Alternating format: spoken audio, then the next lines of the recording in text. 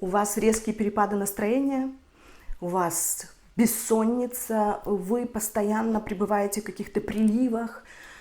Если вы женщина 30+, то, пожалуйста, досмотрите это видео до конца, потому как мы сейчас с вами поговорим об очень важном гормоне, который называется эстроген. И в конце этого видео я обязательно вам дам список продуктов, которые на вашем столе должны быть ежедневно, для того, чтобы вы встретили нашу взрослую женственность с достоинством в любви и красоте. Меня зовут Виктория Андерсон, я датский нутрициолог, диетолог и автор книги «Гармония счастья через осознанное питание».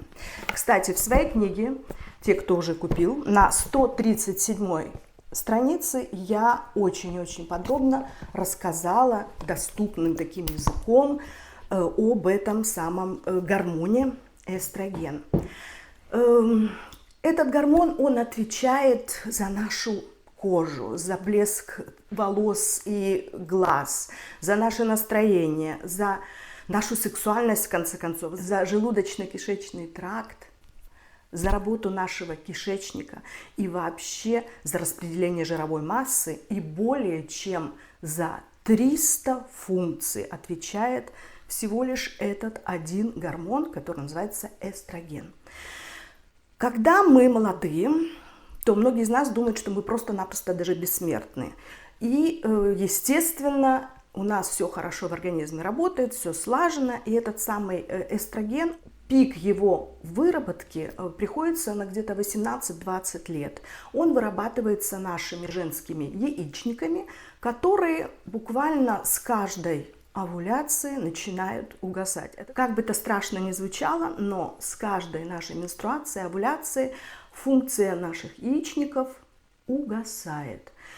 И вот где-то приблизительно в лет 45-50 каждая из нас входит в предклиматический период, а потом и также в климакс.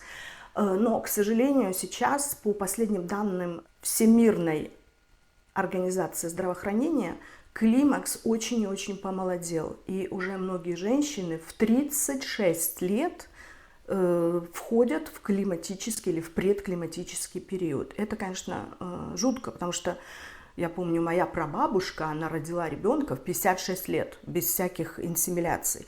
Но тогда были другие времена. Сейчас же, когда мы с вами живем в постоянном стрессе, неправильно питаемся, когда мы ложимся спать неизвестно когда, и все это отражается на нашем здоровье.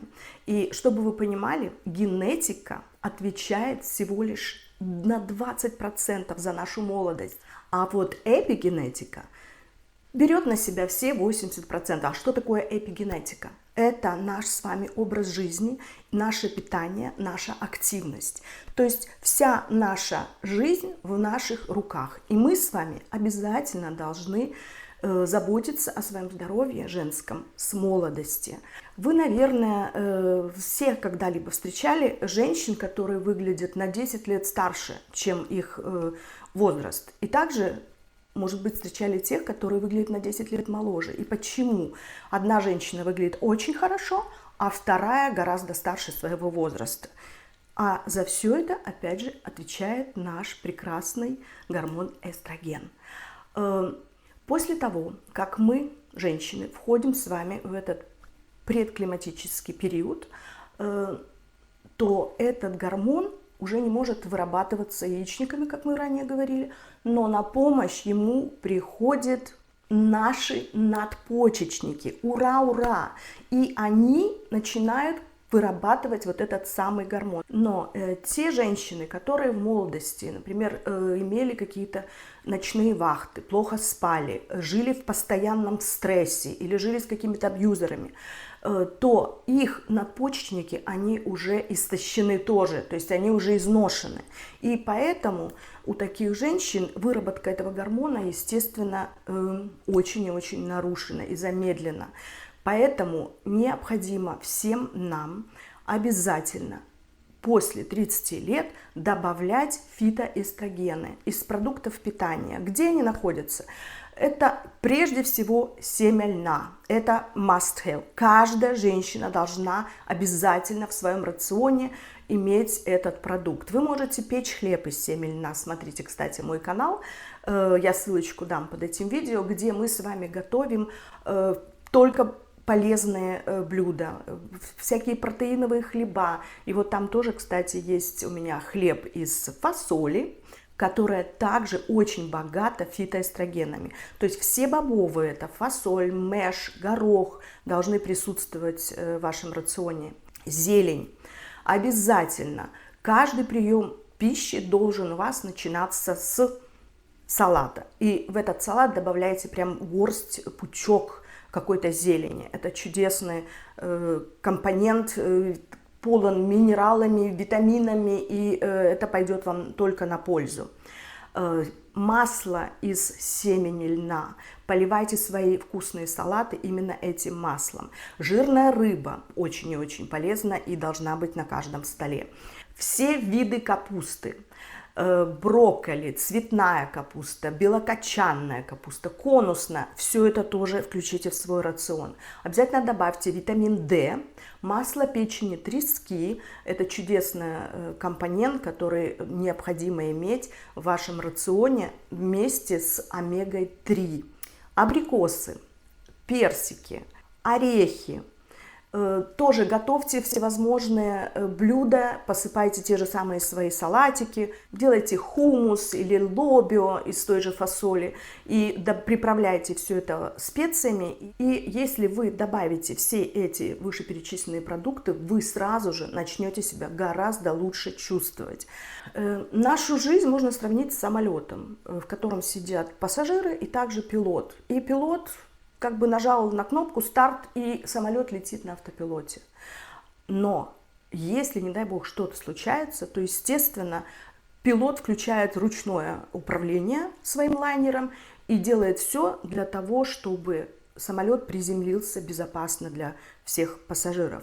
То же самое мы должны делать и с нашей жизнью. Уже в молодости позаботиться о том, чтобы и взрослая наша женская жизнь была хороша и прекрасна, чтобы мы были с вами обаятельны, глаза у нас блестели, чтобы мы были энергичны и бодры, красивы и привлекательны. И, конечно же, для этого нужно уже этим заниматься и подумать с самого раннего возраста. Женщина 30+. Поэтому я и перечислила эти продукты, которые должны быть в вашем рационе на повседневной, постоянной основе.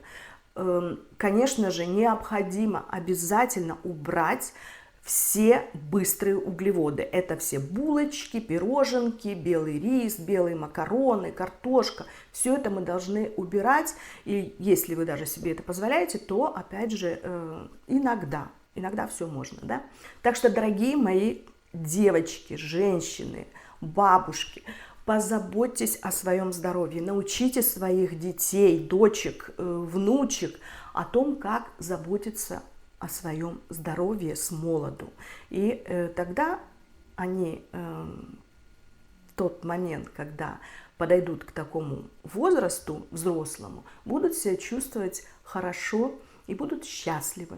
Ну и, конечно же, самый главный совет, если вы имеете эти ощущения, приливы, бессонницы, вот этот постоянный какой-то спад, перепад настроения, обязательно бегом сходите к гинекологу, эндокринологу. Сделайте все анализы, и если вам предложат какую-то гормонотерапию, то, пожалуйста, не бойтесь. Ничего страшного в этом нет, но вы себя почувствуете гораздо лучше. Я не агитирую, но 20 лет тому назад в Дании проводили такой эксперимент. Взяли группу женщин, которые хотели стареть как бы естественным путем, и вторую группу, которые дали гормонотерапию.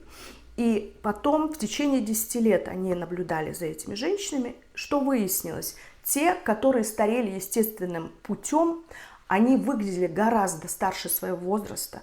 У многих были проблемы с костями, с мышечной массой. Часть из них набрала неимоверное количество килограмм. Половину из них развелись, я вам больше скажу, потому что когда мы пребываем на этих американских горках, то не каждый мужчина и выдержит рядом с собой такую женщину. А вторая часть женщин, которые принимали эти таблетки гормональные, они себя прекрасно чувствовали, они были бодры, молоды и жили прекрасно. Поэтому не бойтесь этого, сходите, обязательно сделайте все анализы, проверьтесь и будьте все, мои хорошие, здоровы, молоды и красивы.